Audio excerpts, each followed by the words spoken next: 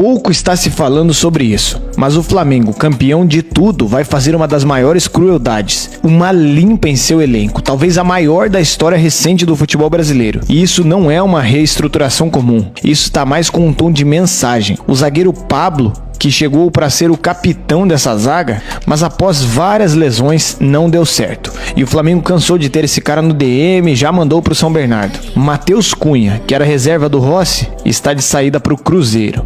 Clayton, zagueiro que ninguém lembra, vai para o Wolfsburg da Alemanha. Aí você me diz, tá bom, mas esses eram reservas, nem vão fazer tanta diferença assim no time. Errado. Matias Vinha, que já foi um cara importante, um pilar nesse elenco do Flamengo, lateral e zagueiro da seleção uruguaia, não tem mais clima. Felipe Luiz nem relacionou ele pro Intercontinental. Um cara que custou milhões, seleção da Copa, fora. Everton Cebolinha. Dizem que ele pediu pra sair. Isso mesmo. Ele chegou no Felipe Luiz e falou: preciso jogar, me vende. E o Flamengo já tá negociando esse cara. Alguns clubes de dentro do Brasil e outros da Europa e talvez Arábia Saudita já estão com o olho fixado nesse cara. Juninho, o jovem que tem tudo pra estourar, está muito perto do Bahia. Michael, que se tornou um pequeno ídolo em 2020, ficou 5 jogos no banco. Chegou a jogar no Sub-20. Sim, o cara que veio para ser uma opção nessa ponta, acabou tendo que jogar no Sub-20. E o Corinthians já está de olho no futebol do pequenino.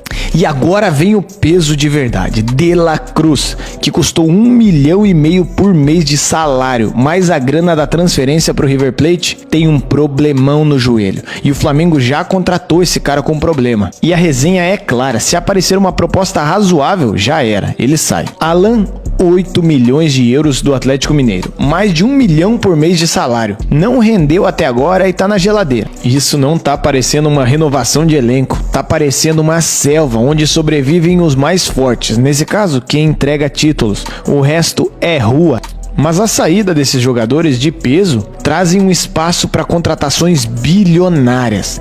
E agora que começa uma loucura. Já começamos com Antoine Griezmann, campeão do mundo, 34 anos, ídolo absoluto do Atlético de Madrid. O Flamengo já abriu conversas com ele e a chegada de Saúl Ñíguez e o comando de Felipe Luiz podem atrair esse cara, porque eles eram muito próximos no time da capital espanhola. Além de Samuel Lino, que também era seu companheiro de elenco mais recente. Tudo isso pode influenciar a vinda de um jogador com extra classe, um jogador de nível mundial, indiscutivelmente um craque. Só tem um probleminha. Griezmann quer mais de 50 milhões por ano. Isso é mais que a folha salarial inteira da metade dos times da Série A. E sabe o que é pior? O Flamengo tem o dinheiro. Mas a diretoria, por enquanto, tirou o pé do acelerador e acha que isso está fora da realidade. Até porque já não é um jogador no seu auge. E outro nome sinistro que interessa o Flamengo é o destaque da Juventus, o atacante sérvio Dusan Vlahovic.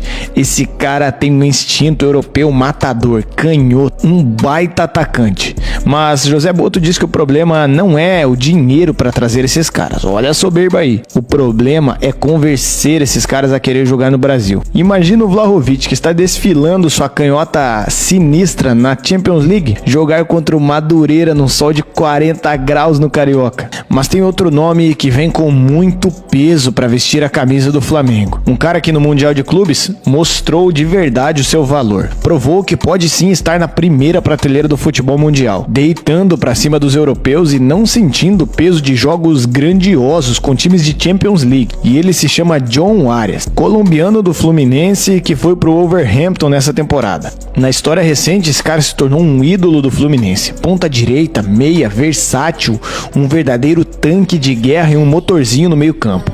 Tava voando no Fluminense antes de ir pra Inglaterra. Só que na Premier League, o Wolverhampton não tem dado muito espaço para ele e ele tá apagado. 12 jogos, 0 gols, 0 assistência e o Wolves está na lanterna. Um cenário completamente diferente do que John Arias achou que viveria na Europa. O Flamengo sabe disso e sabe que pode pegar ele baratinho, entre aspas, né, porque são 20 milhões de euros. Mas pro Flamengo, hoje em dia está sendo troco de bala.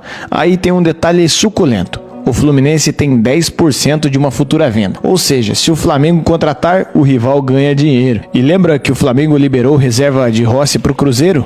Pois é, talvez esteja chegando o Neuer brasileiro, Gabriel Brazão, goleiro do Santos, jogador que realmente salvou o Peixão de ter caído nessa temporada. O que esse cara fez pelo Santos não está escrito no gibi. Esse cara é uma verdadeira muralha dentro do gol. Por muitas vezes, quando jogadores de alto nível chegaram num para um com ele, tremeram na base e pararam na muralha chamada Gabriel Brazão. Esse cara realmente atingiu seu auge da carreira no Peixe. Mesmo com o Santos estando muito mal, por vezes, foi ele quem salvou a pátria.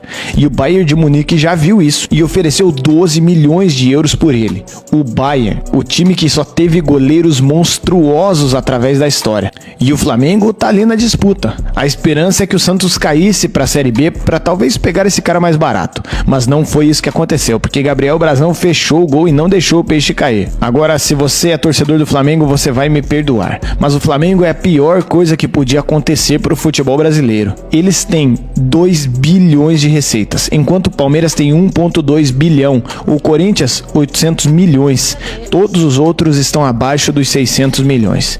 Isso não é uma diferença, isso é um abismo. Sabe o que aconteceu na Espanha? Real Madrid e Barcelona dominaram por décadas e o resto se tornou só figurante. Talvez o Atlético de Madrid de vez em quando dava um susto, e é isso que está acontecendo aqui.